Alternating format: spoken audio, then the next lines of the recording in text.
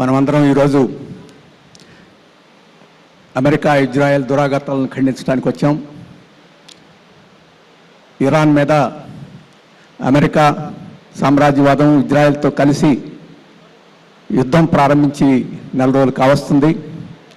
ఈ నెల రోజుల్లో ఇజ్రాయెల్ మొత్తాన్ని నేలమట్టం చేయాలని, విధ్వంసం సృష్టించాలని, మారణకాండ చేయాలని చెప్పేసి అమెరికా ఇజ్రాయెల్ ప్రయత్నం చేస్తున్నాయి. ఇజ్రాయెల్ అధినేత ఖమేనీ గారిని, అలాగే మరో ముఖ్యమైన నాయకుడు, దౌత్యవేత్త, యుద్ధ నిపుణుడైన కమాండర్ అయిన వారిని చాలామందిని చంపేశారు. పిల్లలను చంపారు. ఇప్పుడు మారణకాండ కొనసాగుతూ ఉంది. గతంలో పాలస్తీనా ప్రజల్ని గాజాలో ఏ రకంగా అయితే వేల మందిని ఓచకోత కోసి ఆ రకంగా లొంగ తీసుకోవాలని ప్రయత్నం చేశారో, ఈరోజు ఇరాన్ ప్రజలను కూడా ఈ 9 కోట్ల మందిని ఆ రకంగానే చేయాలని ఈరోజు సామ్రాజ్యవాదం ప్రయత్నం చేస్తుంది. అయితే అమెరికా ఇజ్రాయెల్ యొక్క పన్నాగాలు చల్లవు. గాజాలో ఏ రకంగా అయితే ప్రజలు ఎదురు తిరిగి పోరాడారో, లొంగకుండా ఎదురు తిరిగారో, ఈరోజు ఇరాన్ ప్రజలు కూడా ఆ రకంగా ఎదురు తిరుగుతారో, అమెరికాని ఇజ్రాయెల్ని ఓడిస్తారని చెప్పేసి నమ్మకం కలుగుతుంది 30 రోజుల్లో. సామ్రాజ్యవాద వ్యతిరేక చైతన్యంతో ఈరోజు ఇరాన్ లేదు. గత 30 సంవత్సరాల నుంచి ఎదిరించి పోరాడుతూనే ఉంది. సామ్రాజ్యవాద పెత్తనాన్ని అంగీకరించకుండా ఎదురు తిరుగుతూనే ఉంది. ఆ కక్షతోటే ఈరోజు ఇరాన్ నేను లేకుండా చేయాలని ప్రయత్నం చేస్తుంది. అయితే సాధ్యం కాదు. ఇరాన్ ప్రజలు ఆఖరి రక్తం బొట్టు వరకు ఎదురు తిరిగి పోరాడి అమెరికన్ సామ్రాజ్యవాదానికి వియత్నాంలో ఏ గతి పట్టిందో, ఆఫ్ఘనిస్తాన్లో ఏ గతి పట్టిందో, ఇరాక్లో ఏ గతి పట్టిందో, అటువంటి గతిని ఇరాన్ ప్రజలు అమెరికాకి పట్టిస్తారని చెప్పేసి నేను గట్టిగా నమ్ముతున్నాను. మనం అందరం నమ్మాలి. అందుకని ఈ సందర్భంలో మనం చేయాల్సిన పని ఇరాన్ ప్రజలకు మద్దతు ఇవ్వడం, సంఘీభావం తెలియజేయడం, వారికి ఆత్మవిశ్వాసం కలిగించడం, ఆ రకంగా ప్రజానీకాన్ని వారికి అండగా నిలబడేట్టు చేయడం అని చెప్పేసి మనం ముందున్న కర్తవ్యం. ఆ కర్తవ్యాన్ని మనం నిర్వహించాలి.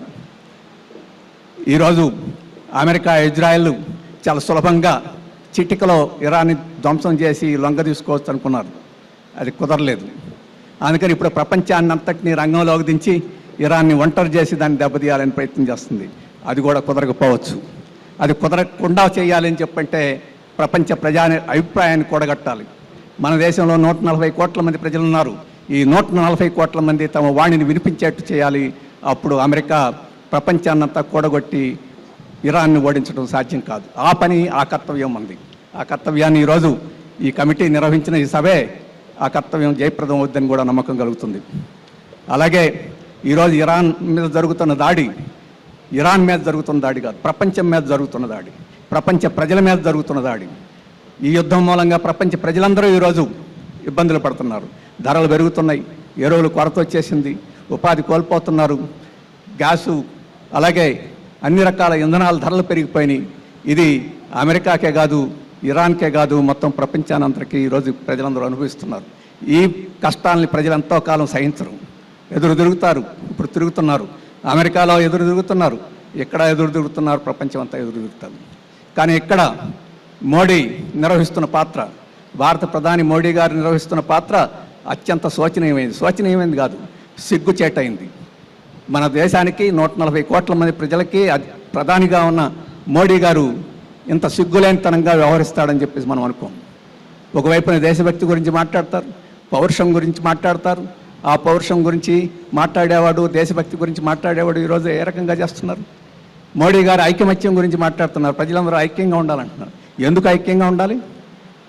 ట్రంప్ గారికి దాసోహం అనడానికి, ట్రంప్ గారికి కాలు మొక్కడానికి మనం ఐక్యంగా ఉండాలా? ఈరోజు మన మిత్ర దేశమైన ఇరాన్కి సంఘీభావంగా మనం ఉండటానికి ఐక్యంగా ఉండాలి. ఈరోజు మనం తేల్చాలి. మనం ట్రంప్కి దాసోహానికి కోసం కాదు, మనం ప్రజలందరూ ఐక్యతగా ఉండాల్సింది. మనం ఇరాన్ ప్రజలకి, ఇరాన్ మిత్రుడికి మనం సహకారంగా ఉండటానికి మనం ఐక్యంగా ఉండాలి. ఇది మోడీకి మనం చెప్పాలి. అంతేకాదు, మోడీ పౌరుషం గురించి మాట్లాడుతున్నాడు. అమెరికా వాళ్ళు ఇరాన్ ఒక నావని మన సముద్ర జలాల్లో జలాంతర్గామితో పేల్చివేస్తే నోరు విప్పలేదు. ఇదే నా పౌరుషం, భారతదేశానికి ఉన్న పౌరుషం. ఇది లొంగుబాటు తప్ప పౌరుషం కాదు, పిరికితనం తప్ప ఇంకో పౌరుషం కాదు. ఆ పిరికితనానికి ఈరోజు తార్కాణంగా మోడీ గారు నిలిచారు. ఇప్పటి వరకు ట్రంప్ ఇరాన్ మీద చేసిన దాడిని ఖండించలేదు, కానీ ఇరాన్ని ఖండించాడు. ఇతర అరబ్ దేశాల యొక్క సైనిక స్థావరాల మీద మీరు బాంబులు వేయొద్దని చెప్పేసి ఇరాన్ని ఖండించాడు తప్ప అమెరికాని ఖండించలేదు. అమెరికా అంటే అంత భయమా? కాళ్ళు అడుగుతున్నాయా? విశ్వగురువునని చెప్తారు. విశ్వగురువు అంటే ఇదా? ఈరోజు బ్రిక్స్ దేశాలకి అధ్యక్షుడిగా ఉన్నారు. బ్రిక్స్ దేశాలకి 5 దేశాలు ఉన్నాయి. ఈ 5 దేశాల్లో 4 దేశాలు ఇరాన్ మీద దాడిని ఖండించినాయి, ఇరాన్కి అండగా నిలబడ్డాయి. Russia, China, Brazil, South Africa దేశాలు. ఆ బ్రిక్స్లో భారతదేశం కూడా ఉంది. ఆ బ్రిక్స్కి అధ్యక్షుడిగా ఉన్నాడు మోడీ గారు. భారతదేశం ఈ బ్రిక్స్కి అధ్యక్షుడిగా ఉండి నువ్వే 4 దేశాలు ఈరోజు ఇరాన్ సమర్థిస్తుంటే, నువ్వు తొత్తుగా మరి ట్రంప్కు సమర్థిస్తుంటే నువ్వు విశ్వగురువు అని చెప్పేసి విశ్వ సేవకుడు, విశ్వ బానిస ఈరోజు మోడీగా వ్యవహరిస్తున్నాడని చెప్పేసి నేను చెప్పదలుచుకున్నాను. ఎంత పిరికితనం! నావని పేల్చేస్తే ఆ నావ ఏం నావా? భారతదేశంతో కలిసి నావికా విన్యాసాలకు వచ్చిన నావా, మన మిత్రుడు నావా. అటువంటి నావని పేల్చేస్తే శ్రీలంక ఖండించింది. చిన్న దేశం, ఒక దీవి. శ్రీలంక ఖండించింది. శ్రీలంకకున్న ధైర్య సాహసాలు కూడా నీకు లేకపోతే నీకేం పిరికితనం, నీకేం పౌరుషం ఉంది అని చెప్పేసి నేను అడుగుతున్నాను. అందుకని ఇటువంటి వారు భారతదేశానికి ప్రధానమంత్రిగా ఉండటం అనేది మనం సిగ్గుపడాల్సిన విషయం. అటువంటి వ్యక్తిని మనం ఎన్నుకున్నందుకు భారతదేశం తగిన మూల్యం చెల్లించే పరిస్థితి వచ్చింది. ఆ పరిస్థితిని ఎదుర్కొని మనం ముందుకు పోవాలి, దానికి మనం ప్రాయశ్చిత్తం చేసుకోవాలి. అది చేయాలంటే ఈరోజు ఎన్డీఏ, బీజేపీ వీరు నిర్వహిస్తున్న విధానాలకు వ్యతిరేకంగా మనం అమెరికాకి వ్యతిరేకంగా ఇరాన్కి అండగా ఉండటం ఈరోజు మన మార్గం. ఆ మార్గాన్ని ఈరోజు ఈ సమావేశం రుజువు చేసింది, దారి చూపించింది. ఈ దారిని ముందుకు తీసుకెళ్ళి ఈరోజు అమెరికా ఇజ్రాయెల్ దురాక్రమణను మనం ఖండిస్తూ ప్రపంచ శాంతి కోసం మనం కోరాలని, యుద్ధం ఆపాలని చెప్పేసి డిమాండ్ చేస్తూ మనం ముందుకు సాగాలని చెప్పేసి విజ్ఞప్తి చేస్తూ నాకు ఈ అవకాశం ఇచ్చినందుకు ధన్యవాదాలు తెలియజేసుకుంటూ సెలవు. నమస్కారం.